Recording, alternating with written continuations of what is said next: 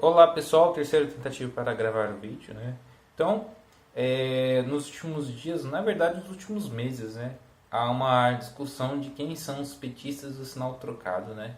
Que é o termo que é usado por algumas pessoas defensoras do governo Jair Bolsonaro, que ela se comporta como petistas e tudo mais, até pessoas dentro do conservadorismo também usam esse termo, que muitas pessoas realmente se comportam como petistas, mas denota-se em um primeiro momento uma coisa: petista, quando é falado assim, é de cunho negativo e não positivo, né? Dada algumas demonstrações eloquentes de defesa ao ex-presidente Lula quando ele foi preso, em algumas manifestações e tudo mais, a questão dos MAVs né, nas redes sociais no começo dessa década. Podemos ver pessoas acampadas onde o Lula está detido lá em Curitiba, que causaram transtornos a algumas pessoas, inclusive um outro caso que aconteceu no município da região metropolitana de São Paulo, que um homem foi empurrado contra um caminhão só porque fez algum comentário, um ex-vereador, candidato a prefeito, ele junto com outro cara empurrou este homem e este homem acabou se ferindo gravemente na cabeça. Então essas demonstrações denotam-se que petistas, modo geral, assim, quando se usa esse termo é para algo de cunho negativo. Então quando há pessoas, por exemplo, do MBL, Janaína Pascoal e outros mais que usam esse termo para defensores do governo Bolsonaro, que tem um pouco mais de 5 meses de governo, é uma coisa bastante um tanto exagerada. Porque temos que entender o processo de formação do Partido dos Trabalhadores. O Partido dos Trabalhadores vai fazer 40 anos. Ele foi fundado em 1980, em fevereiro de 1980, no Colégio Sion em São Paulo. É Sion que fala. Por pessoas ligadas ao sindicalismo do ABC, intelectuais de esquerda, artistas, enfim, aquele pessoal que veio anestesiado, né? E católicos ligados à teologia da libertação. Eu não tenho conhecimento para falar sobre a teologia da libertação profundamente, eu conheço muito pouco ainda, tenho que ler mais sobre isso, mas já tem muitas pessoas no próprio YouTube que falam com mais clareza sobre o assunto. Então, temos o Conde Lopeu, o Maurício Ribeiro do Observatório Católico, o próprio Bernardo Kister, que sabem melhor comentar sobre este assunto. Inclusive, eu conheço muitas pessoas petistas que são católicas mesmo. É uma coisa bastante contraditória, porque realmente houve esse processo. Então, o PT é um partido que tem muita força na esquerda na América Latina. Já sabemos do Foro de São Paulo e tudo mais. Então, da influência que o partido tem. Desculpe os barulhos externos, tá? Então, o partido que teve aquele discurso moralizante contra a corrupção, contra alguns desmandos, contra algumas coisas erradas que aconteciam até então no Brasil antes de eles se elegerem. Então, por exemplo, teve o problema do Collor, que o Collor foi o concorrente do Lula em 89 e acabou ganhando, mas sofreu impeachment em 92, então teve um movimento dos caras pintadas, e até o próprio Limber Farias fazia parte, né? Então, muito curioso que ele, anos mais tarde, posou numa foto sorrindo com o Fernando Collor. É uma coisa bastante contraditória, né? Umas coisas são engraçadas. Então, o próprio Fernando Henrique Cardoso foi um grande opositor do PT. O PSDB sempre foi considerado um opositor do PT. Então, para quem não conhece, assista o documentário do Brasil Paralelo.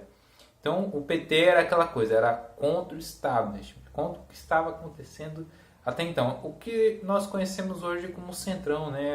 A estrutura de poder, né? A estrutura que está na mão de pessoas que visam apenas seus próprios interesses, interesses eleitorais, interesses na máquina pública, interesses de ter o poder para si, né? O Coronel, perdão, minha irmã.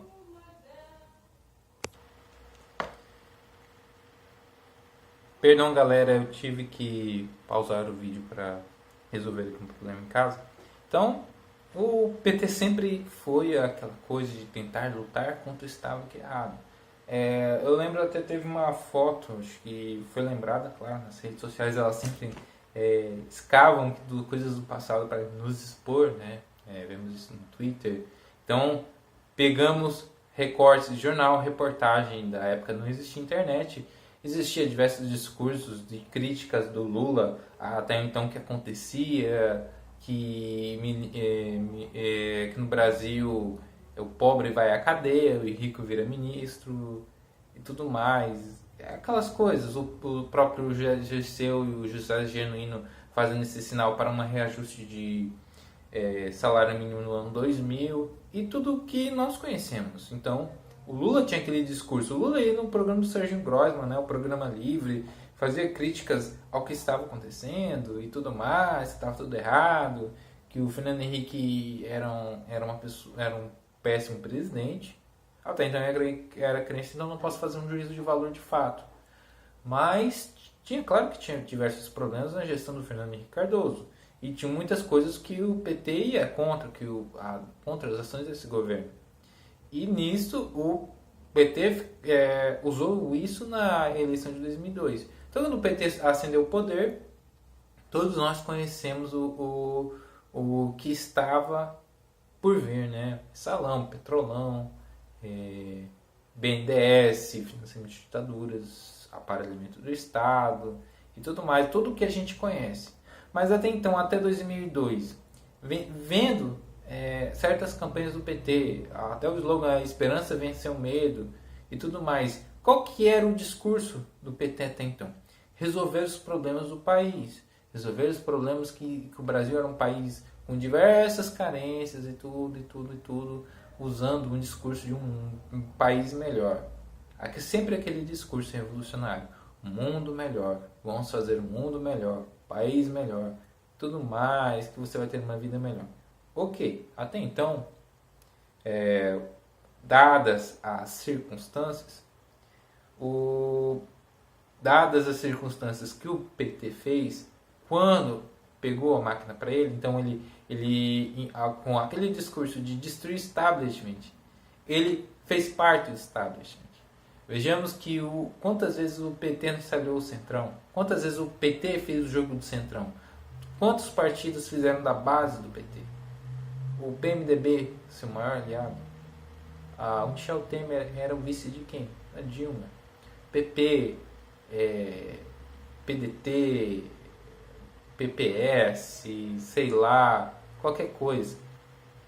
Esses partidos votavam de acordo com as trocas de cargo e tudo mais, aquela que lei com chave de sempre, que a gente combate hoje, né? Então a gente critica muito isso e o PT que criticava no passado algumas coisas, manobras eleitorais que o governo do Fernando Henrique deve ter feito, o PT teve que fazer também. Então, nesse sentido, o PT acabou jogando o jogo, entendeu? O jogo que ele criticava, ele teve que dançar conforme a música e se aproveitou muito bem disso pelo seu projeto de poder e fez coisas que, claro, que questionamos e repudiamos, né?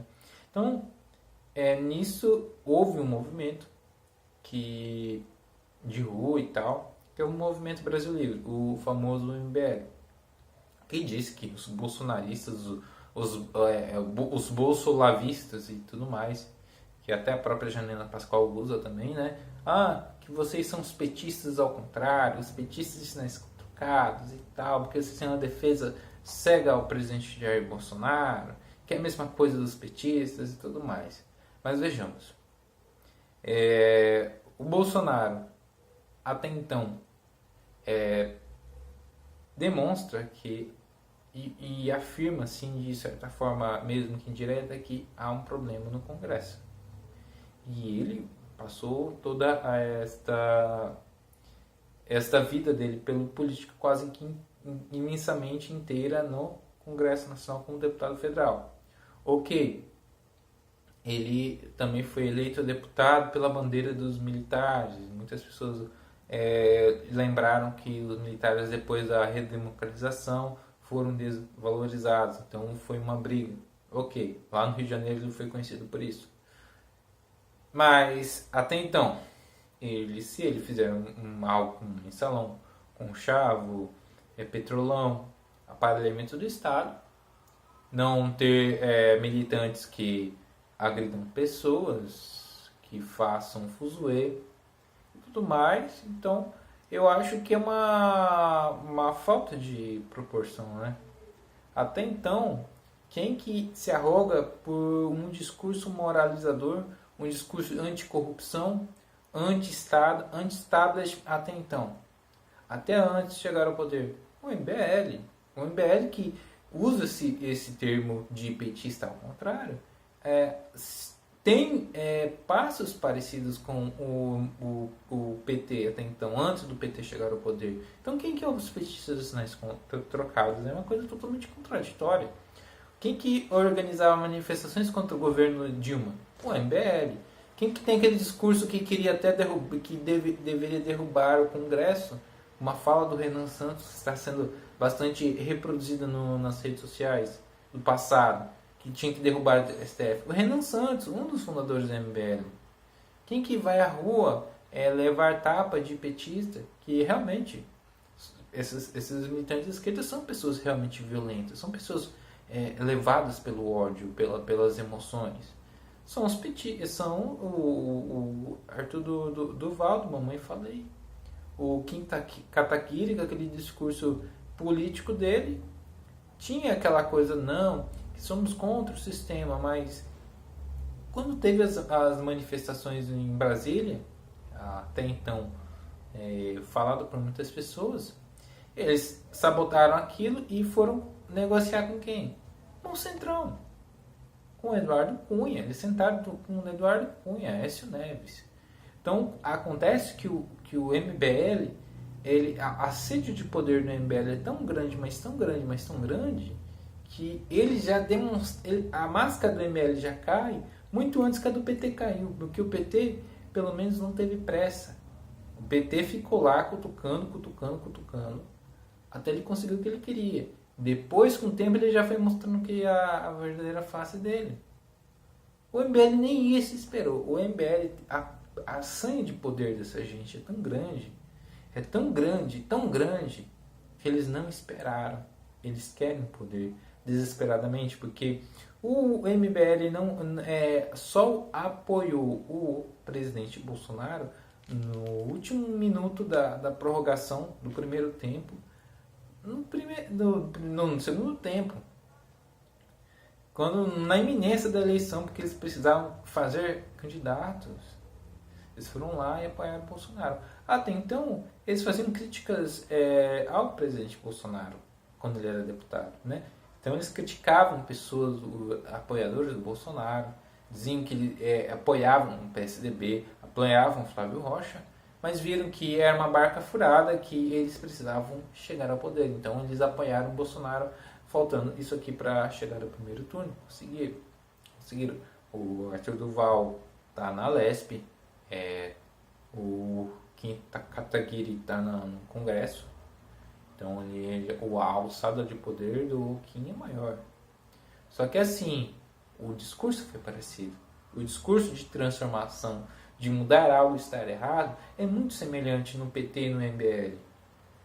Porque até então, o PT chegou ao poder e fez o que criticava, que era corrupção, aparelhamento de Estado, desmoralização das instituições, que ele tanto criticava.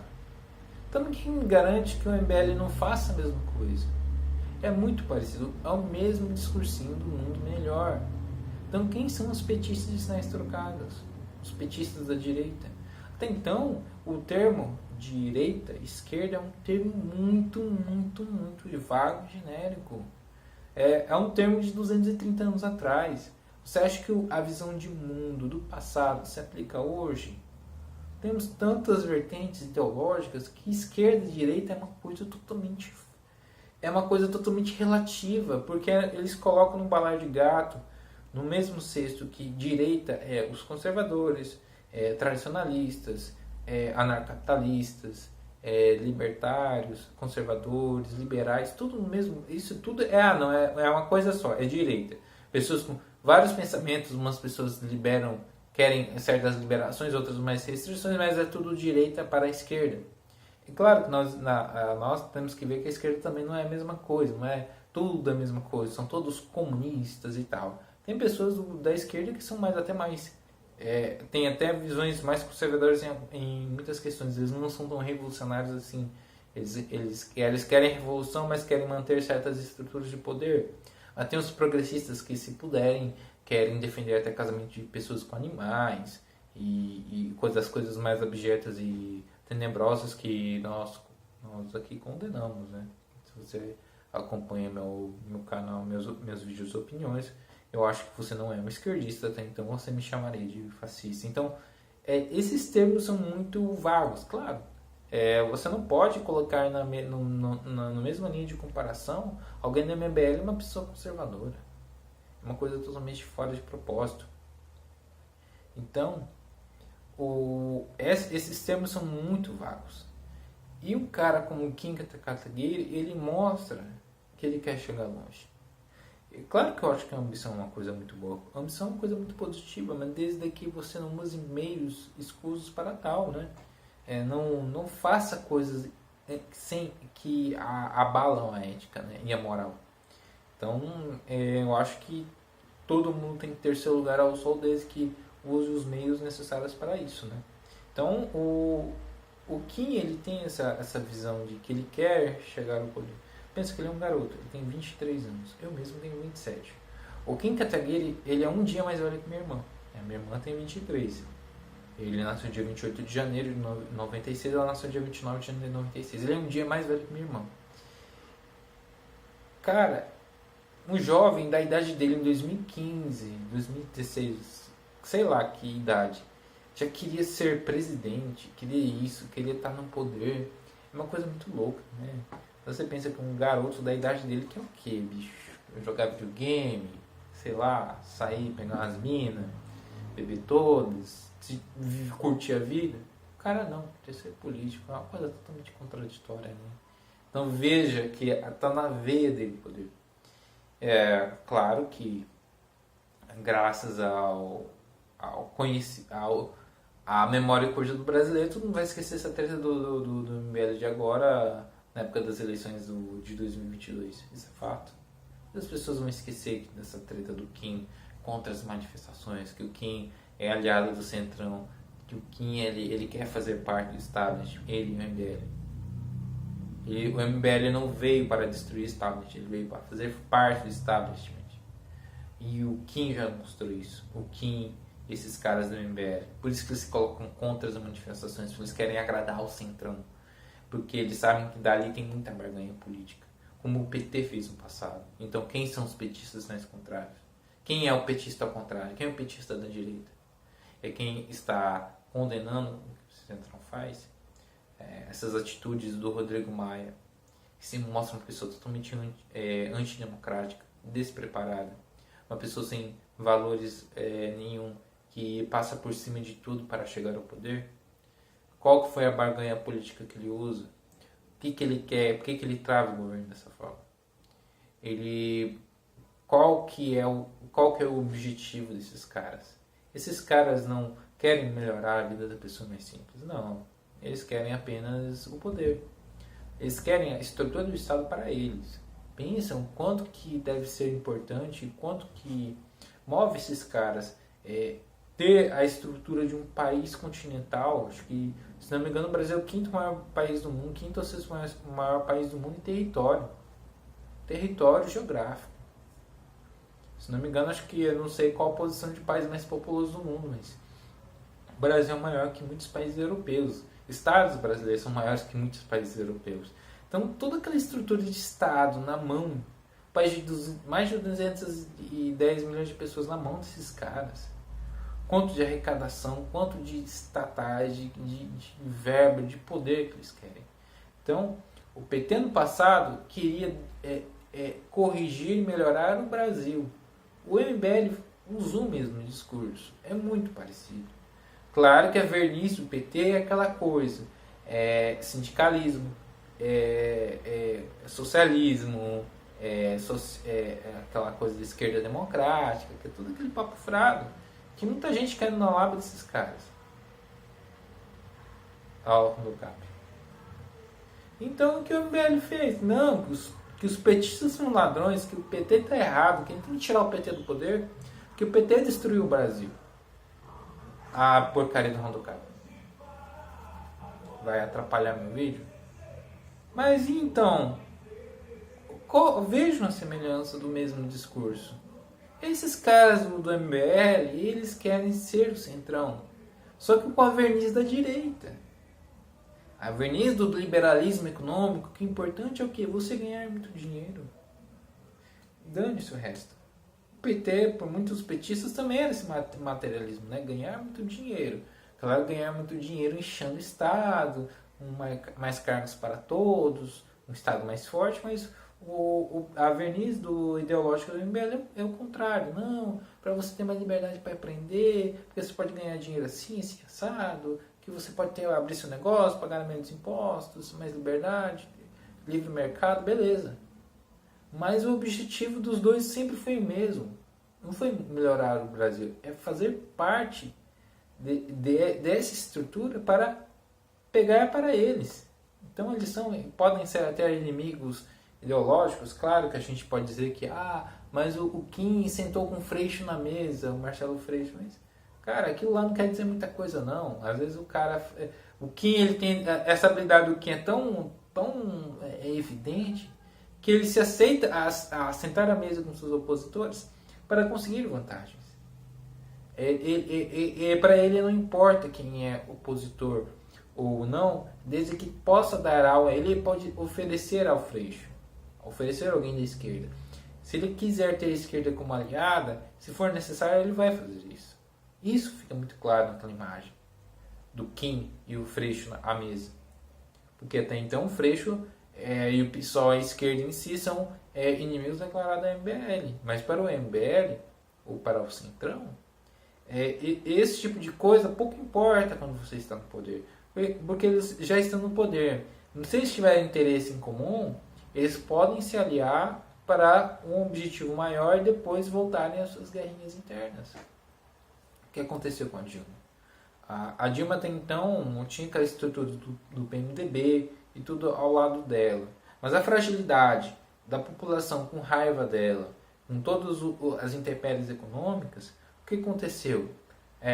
Foi minando a popularidade dela, ela se via numa situação que ela não tinha mais controle das instituições no que tange a popularidade dela. Poxa, a mulher era vaiada, mandava ela tomar naquele lugar, diziam muitas coisas sobre ela, muitas coisas de cunho negativo, então ela estava frágil ao poder.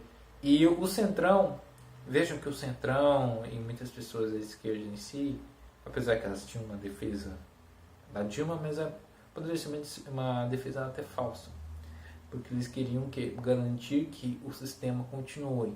Se a Dilma estava atrapalhando o sistema, então ela tinha que ser descartada.